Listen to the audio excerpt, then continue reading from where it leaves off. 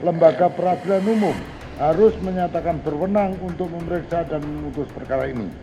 Bahwa peradilan umum adalah lingkungan peradilan di bawah Mahkamah Agung yang menjalankan kekuasaan kehakiman bagi rakyat pencari keadilan pada umumnya yang dilaksanakan oleh pengadilan negeri. Bahwa berdasarkan pertimbangan tersebut di atas, maka pengadilan negeri menyatakan berwenang mengadili perkara ini. Dengan demikian, eksepsi terkuat dinyatakan ditolak dan pemeriksaan dalam pokok perkara dilanjutkan. Bahwa mengenai eksepsi tugas selebihnya sesuai dengan substansinya harus dipertimbangkan bersama dengan pokok perkara. Menimbang bahwa pengadilan tingkat pertama berpendapat secara hukum bahwa perihal gugatan para penggugat merupakan perbuatan melawan hukum karena para penggugat telah dirugikan hak konstitusionalnya selaku warga negara, terutama hak politik untuk memilih dan dipilih serta ikut dalam pelaksanaan pemerintahan baik secara langsung atau melalui wakil-wakil yang dipilih secara bebas. Maka hal yang dipermasalahkan oleh para penggugat adalah di luar dari substansi yang diatur dalam Undang-Undang 7 tahun 2013 tentang pemilu. Oleh karena lembaga-lembaga yang diatur dalam Undang-Undang 7 tentang pemilu tidak mengatur substansi permasalahan yang disampaikan para penggugat dalam gugatan hukum, maka tidak ada tempat atau lembaga lain yang lebih baik untuk memperjuangkan hak proses lain kepada hukum. Bahwa dengan demikian, untuk mengisi kosongan hukum terhadap penyelesaian permasalahan tersebut, para penggugat dalam perkara hukum lembaga pergugat harus menyatakan beruntung perkara ini.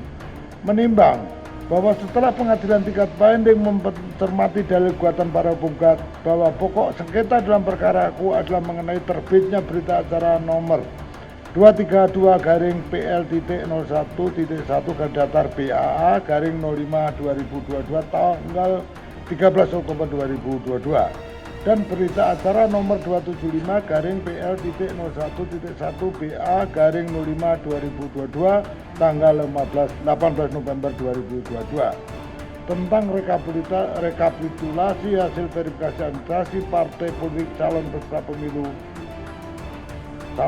pemilihan umum yang diterbitkan terkait pada verifikasi administrasi yang pada pokoknya atas diterbitkannya BA 232/2022 dan BA 235/2022 penggugat tidak dapat melanjutkan ke tahap verifikasi faktual dan tidak ditetapkan menjadi calon partai peserta pemilu tahun 2024.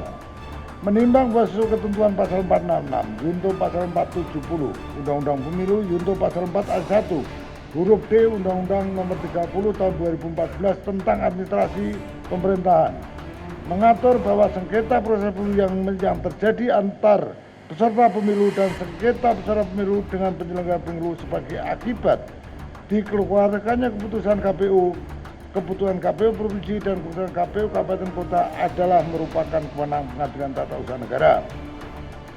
Menimbang bahwa ketentuan pasal tersebut di atas bersesuaian dengan ketentuan pasal 2 ayat 1 Peraturan Mahkamah Agung Nomor 2 Tahun 2019 tentang pedoman penyelesaian sengketa tindakan pemerintahan dan kewenangan mengenai perbuatan melawan hukum oleh badan dan garis miring atau pejabat pemerintahan bahwa perkara perbuatan melanggar hukum oleh badan dan atau pejabat pemerintahan merupakan kewenangan peradilan tata usaha negara.